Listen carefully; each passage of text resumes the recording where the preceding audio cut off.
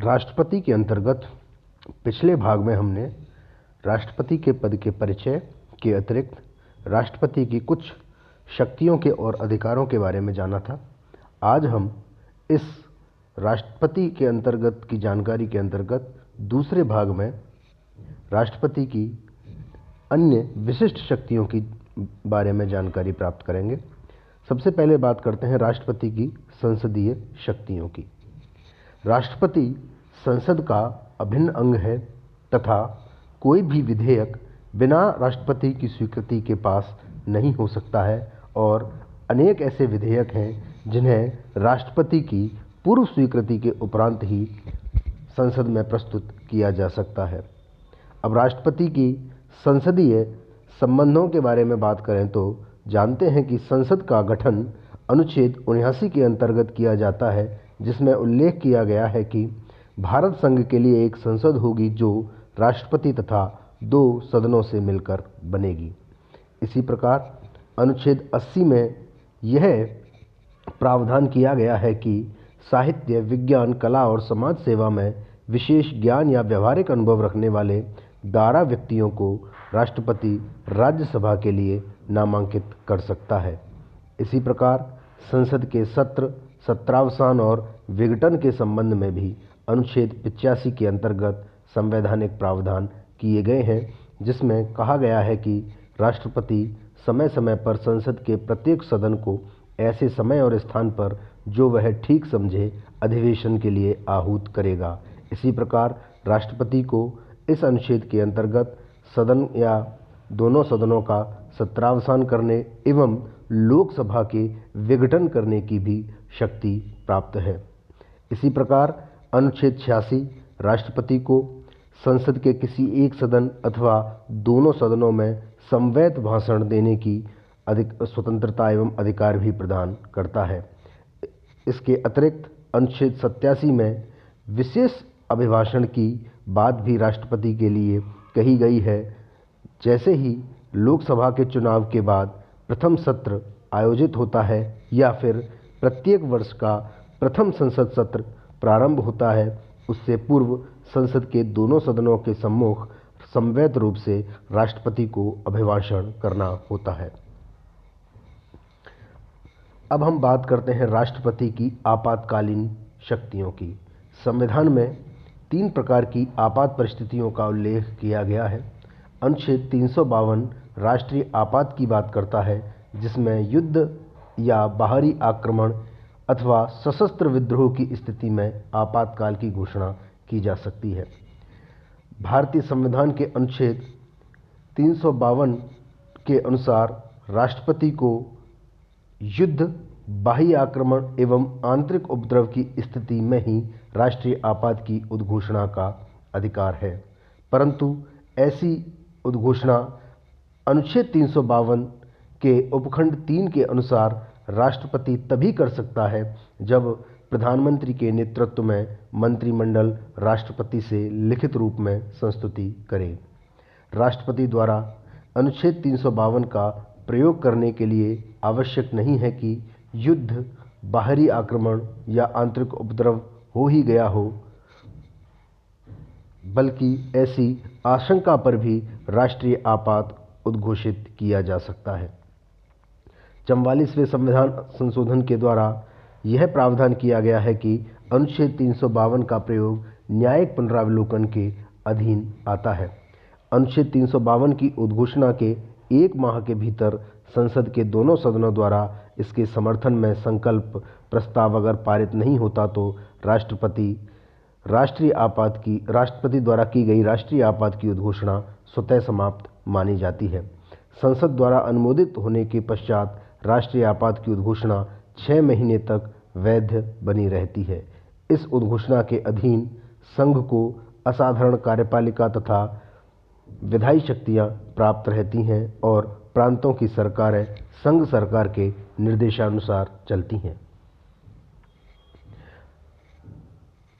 राष्ट्रीय आपात के प्रवर्तन अवधि में अनुच्छेद 353 क के तहत संघीय कार्यपालिका प्रांतों को किसी भी विषय पर निर्देश दे सकती है, जबकि साधारण परिस्थितियों में ऐसा वह सिर्फ अनुच्छेद 256 एवं 257 में विनिर्दिष्ट विषय के संबंध में ही कर सकती है।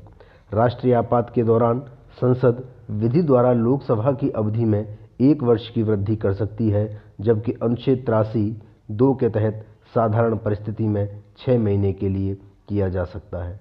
राष्ट्रीय आपदा प्रबंधन संपूर्ण देश या देश के किसी भी हिस्से में किया जा सकता है। अभी तक 3 बार वर्ष 1962 में चीनी आक्रमण के समय, वर्ष 1971 में पाकिस्तान के आक्रमण के समय एवं वर्ष 1975 में आंतरिक अशांति के नाम पर राष्ट्रीय आपात की उद्घोषणा की जा चुकी है। अन्य प्रकार का आपातकाल अनुच्छेद 356 के अंतर्गत उल्लेखित है, जिसे सामान्य भाषा में राष्ट्रपति शासन कहा जाता है। किसी प्रांत में संवैधानिक तंत्र की विफलता की स्थिति में अनुच्छेद 356 के अधीन राष्ट्रपति द्वारा राष्ट्रपति शासन लागू किया जा सकता है। इस की उद्घोषणा राज्यपाल एवं केंद्रीय मंत्रिमंडल की संस्तुति के आधार पर की जाती है।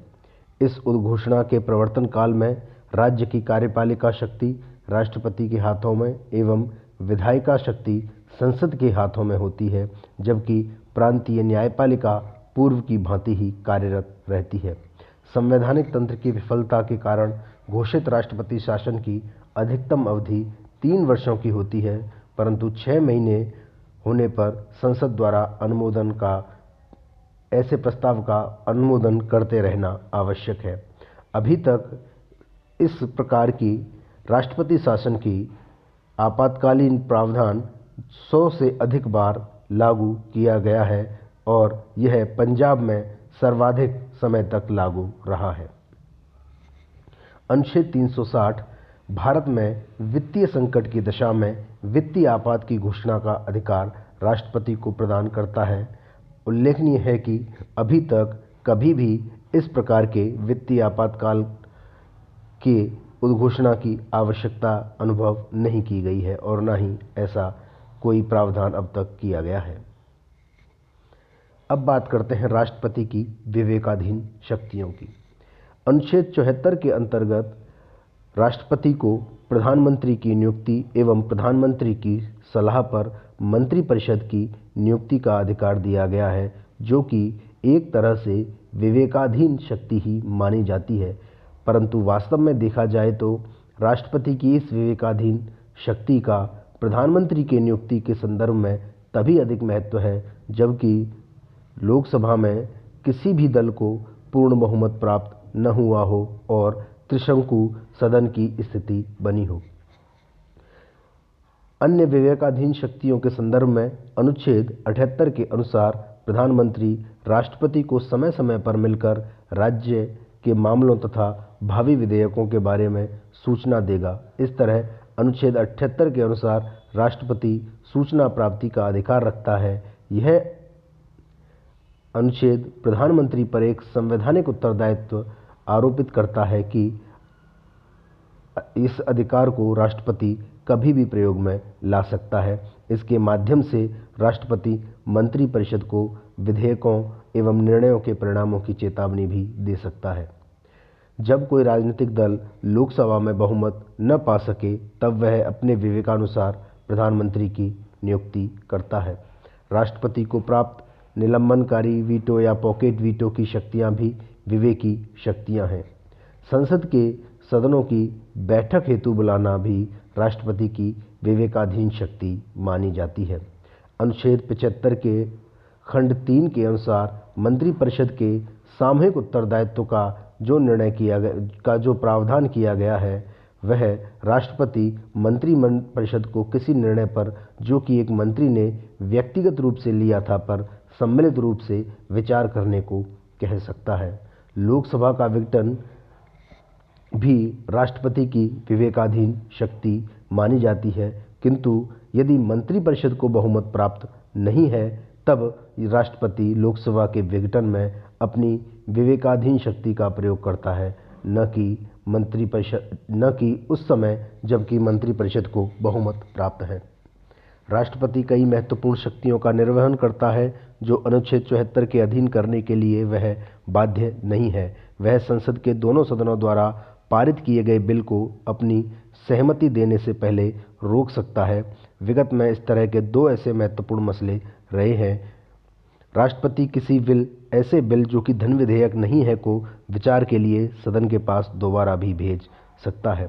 अनुच्छेद 75 के अनुसार प्रधानमंत्री की नियुक्ति राष्ट्रपति द्वारा की जाएगी। स्पष्ट रूप से यह भी मंत्रिपरिषद की सलाह के बिना ही किया जाएगा। चुनाव में किसी भी दल या गठबंधन को जब स्पष्ट बहुमत नहीं मिलता है तो राष्ट्रपति अपने विवेक का इस्तेमाल करते हुए ही सरकार बनाने के लिए लोगों को आमंत्रित करता है। ऐसे मौक़ों पर उसकी भूमिका निर्णायक होती है।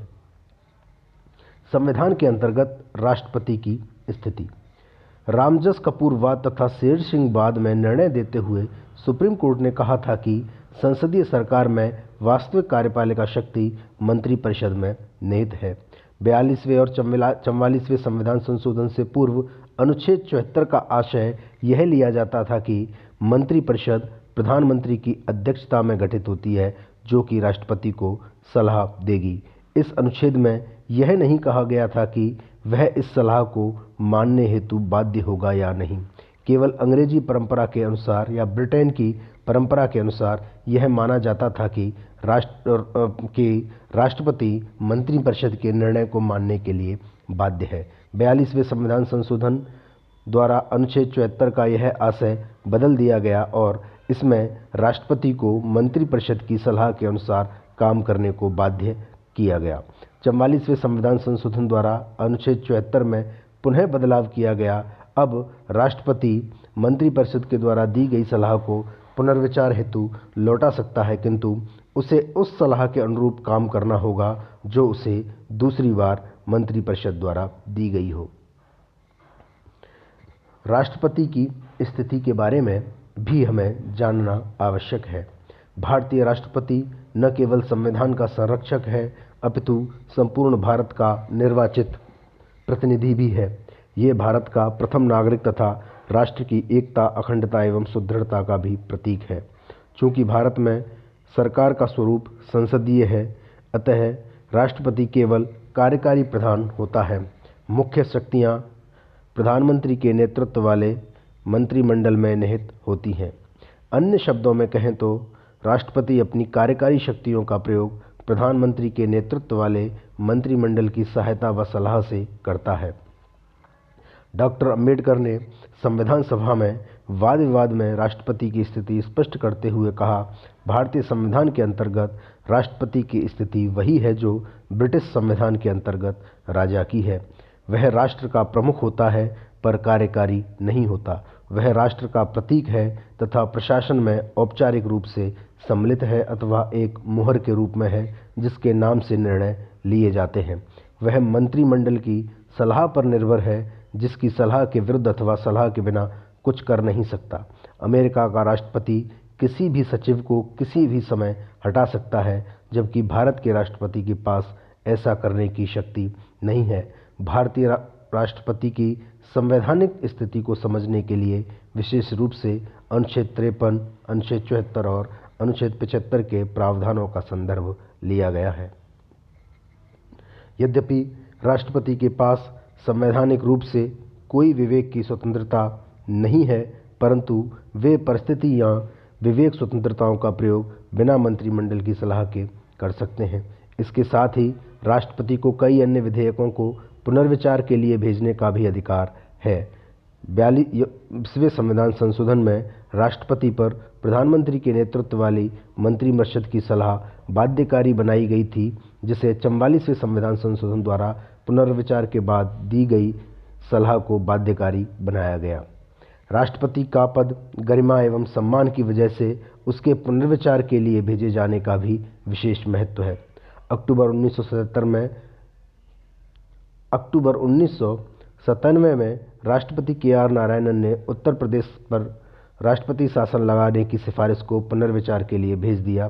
सरकार ने बाद में राष्ट्रपति शासन न लगाने का निर्णय लिया और उत्तर प्रदेश में कल्याण सिंह की सरकार बच गई थी। अतः संवैधानिक रूप से वास्तविक ताकत न होने के बावजूद राष्ट्रपति का पद गरिमामय एवं महत्वपूर्ण है। भारत के राष्ट्रपति का पद भारत का शीर्ष पद है। राष्ट्रपति को ढेर सारी शक्तियां प्राप्त होती हैं, जिसका उपयोग वह समय समय पर करता है। साथ ही साथ ढेर सारे कार्य भी राष्ट्रपति के पद के साथ जुड़े हुए हैं, जिनका निर्वहन राष्ट्रपति को करना पड़ता है। तो इस प्रकार हमने राष्ट्रपति के बारे में जानकारी प्राप्त की और राष्ट्रपति का भारतीय संवैधानिक व्यवस्था में क्या महत्व है इसके बारे में जाना। इस प्रकार राष्ट्रपति भारतीय संवैधानिक व्यवस्था का आधार स्तंभ है, जो न केवल सरकार का अपितु संसदीय व्यवस्था का भी अभिन्न अंग है। धन्यवाद।